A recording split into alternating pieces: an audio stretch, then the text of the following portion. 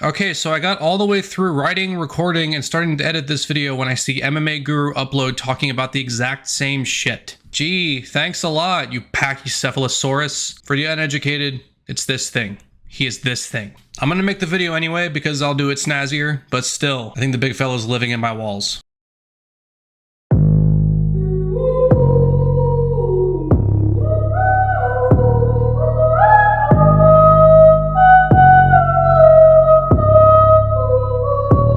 Anyways, the age-old debate, UFC versus boxing. This is a topic that's gotten a lot less tribal and stupid as time has gone on. People nowadays just kind of like to watch both, and there's very little controversy to it. Back when the UFC was blasting into the mainstream in the mid-2000s, and honestly for the decade prior to that, there was this degree of pompous energy directed towards it from the boxing fan base. You think it stays around? Does it compete with boxing or overtake boxing, Lou? It's got nothing to do with boxing, the same way wrestling has nothing to do with boxing. It's a different form of entertainment. It's in a cage. Yeah, but pro wrestling is fake. I mean, this is actual combat competition, Lou. That's very different from WWE. Yeah, but it's, you know, it's sort of like human cockfighting in my view, or pit bull fighting. Guys are elbowing each other to...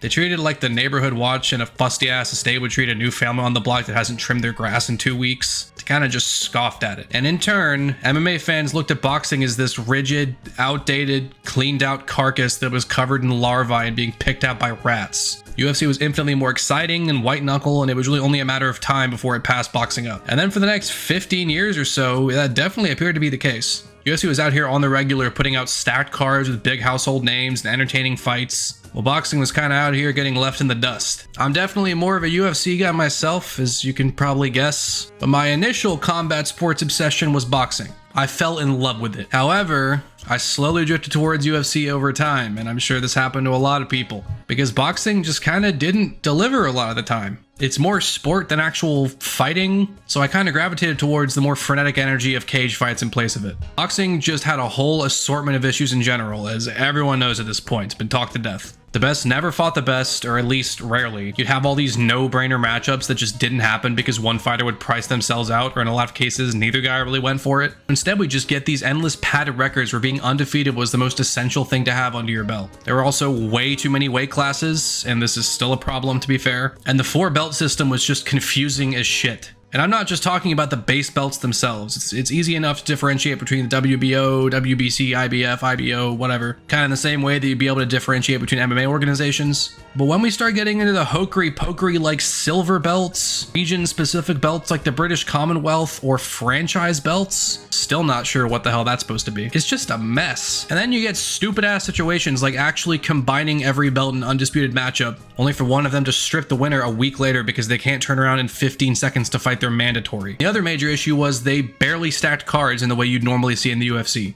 More often than not, you were paying a hefty pay-per-view for the main event, and everything underneath was kinda passable. Compare that to your average UFC pay-per-view where the entire main card has alluring matchups and even some sleeper hits on the prelims. It just wasn't a contest. UFC was blowing boxing right out the fucking water. But how do I feel about this in 2025? I won't say this is completely flipped on its head, but I have noticed in a lot of ways, boxing's catching up. While the UFC is in kind of a dull period right now, and I feel like a lot of people have been quietly thinking that lately without wanting to admit it, boxing feels like it's on fire. The UFC has slowly over time succumbed to a bit of a quantity over quality conundrum for me. I know it's ESPN that calls for basically one card a week, and I hope to God whatever broadcaster they partner with next is in favor of cutting that in half for the calendar year. But still, it's just gotten to a point where a lot of the cards feel like filler to appease this quota. If they cut it down from the ballpark of 48 cards a year to literally 24, cut it in half. Just do 2 cards a month. Or hell, you could even bump up to 30 so you could occasionally have 3. This would immediately fix the issue of having to stretch all their top talent across so many events over the months. It would be far better in my opinion, but let's not kid ourselves, that's not gonna happen. What doesn't help this fact is the goddamned pissing, shitting Apex arena, which I've already made a complainer video ranting about. Thankfully, looking forward, it looks like we're gonna be seeing less and less of that thing, and they're going back to doing fight nights in crowded arenas, but still, every time we get a card in that big, sterile ass cube, It's basically the UFC telling you point blank that this card's gonna suck. This card's gonna blow chunks. We're also in a period of pretty inactive champs compared to what we were used to a few years ago. Yeah, guys like Adesanya, Usman, and Volk defending every couple months. And then even last year we had Pereira doing that and lighting the octagon on fire for what felt like every week. But he lost his belt recently, and with the exception of the potential super active Volk second reign, most of our champions only defend like twice a year. And maybe the biggest issue is the marketing sucks. It feels like they just avoid building up big names. Like they just don't want it. Like they got burned by McGregor outgrowing the sport entirely, so they make it a mission to not let anyone get that popular. They can't outgrow the UFC. In general, the marketing is all just formulaic. Because of how frequent the cards are, they can only really sell an event for the week leading up. For fight nights, there's basically nothing. But for pay-per-views, you know, we'll get a countdown episode, we'll get the embedded series, a couple Nina drama interviews, press conference, and then ceremonial weigh-ins. Like this system works, but it's the same thing every single time. And it's not enough, really. So in general, to sum it all up, everything just feels spread pretty thin. So then we take a look over at boxing. How are they doing these days?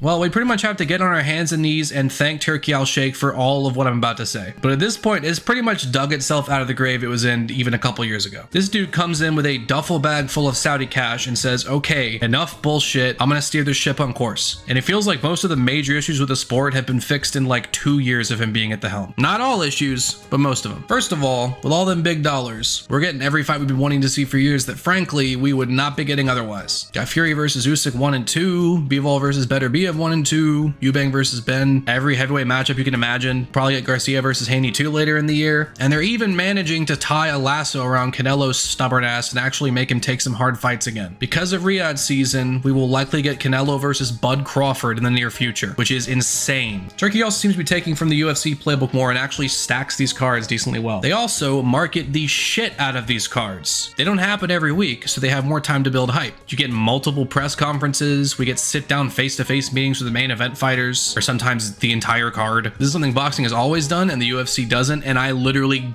cannot fathom why. Then they're out here doing these high production value trailers that go hard as hell. Lusted by man.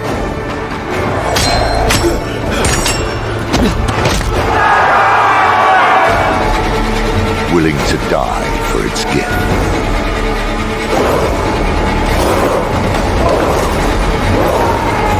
They get creative with shit like the newest Ryan Garcia card actually taking place in the middle of Times Square, or cross-promoting with Eddie Hearn and Frank Warren in the 5v5 event, where you got 5 Matchroom guys and 5 Queensbury guys going head-to-head. And they did this lock, stock, and 2 smoking barrel style trailer to introduce you to all the fighters. Like, this shit got me hyped, man. It's super tongue-in-cheek, but it's fun. Oh, and as the icing on the cake, they'll just post the fights a day or so afterwards for those who missed the pay-per-view. Just for free, Turki Al-Sheikh will post on his personal channel with his little signature on it, and you can watch everything you missed. Sick. It kind of feels like they took cues on how the UFC was wiping their ass with boxing and decided to use those to their advantage. But now we're in a spot where the UFC is bloated and stretched out and formulaic and could take some cues from boxing as to how to spice things up. Who would have thought we'd be saying that, for real? If you told someone that that would be the case 5 years ago, they'd call you a liar and they'd take their glove off and slap you. Now, am I saying boxing is categorically better than the UFC in 2025? No, not really. UFC still has a better business model and it's more consistent, even if that consistency can lead to things being a bit stale for the moment. Boxing probably has more exciting highs right now, but the lows are still there. I was just gushing over Riyadh season this whole time, but other promotions and fighters still pull some rancid shenanigans. I know I said they're real them in, but you got people like Canelo and Tank Davis and Inoue still fighting no-names on pay-per-views. Like these 30-something-year-olds are being treated like young prospects. It's annoying. And you still have a lot of cards with a great main event and a trash undercard. Annoying. And boxing as a whole just doesn't produce as much carnage or entertainment value as MMA. It just doesn't. There's just less variety in the move sets, and you got these big-ass gloves, and everyone's so elite.